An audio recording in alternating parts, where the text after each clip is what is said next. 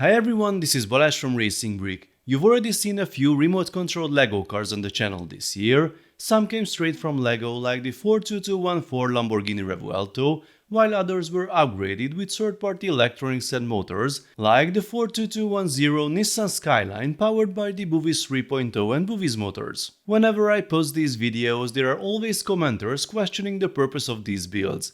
They say LEGO RC cars are slow, tricky to control, and far too expensive for what they can do compared to proper RC cars. And honestly, RC car fans usually agree with that perspective, but LEGO Technic fans say things very differently. I always say the point of LEGO RC is not speed or extreme performance. It's about pushing the limits of soft plastic, enjoying the versatility of LEGO parts, and seeing how you can build and rebuild the same bricks into very different vehicles.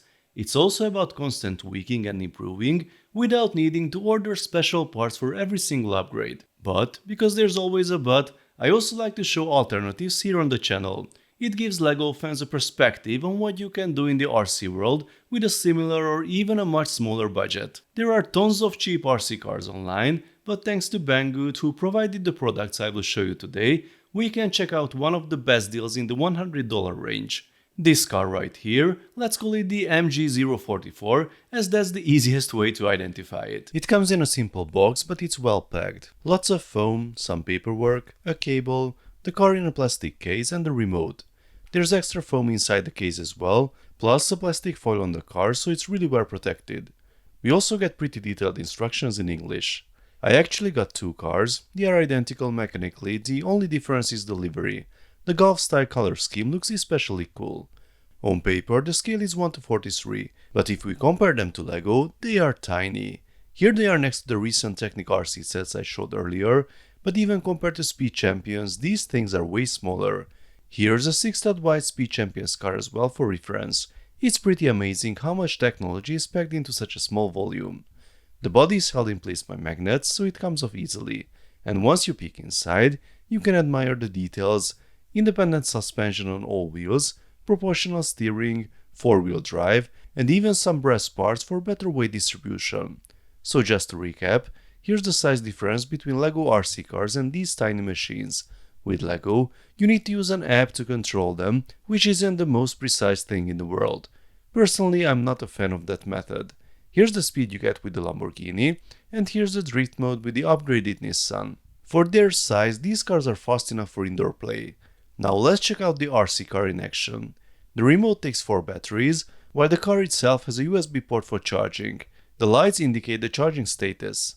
Once fully charged, you can turn on the remote and the car. They are already paired by default. The car has 4-wheel drive, and you can actually see the gyro in action. There are several light modes too. The car even uses blinkers when you turn. They are easier to see from the other side, plus you can switch between different underglow colors for some extra style.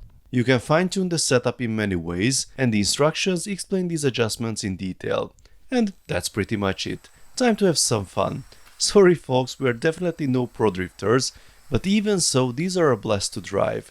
They are also quick for their size, so you need to be careful. Our space here was way too small for full throttle. They also seem quite durable overall, except for the rearview mirrors. One of mine broke off pretty quickly.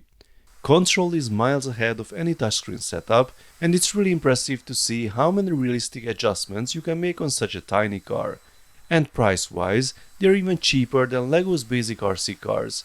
So if you're looking purely for a fun driving experience, and you don't care about the building or rebuilding part, these are definitely a better choice.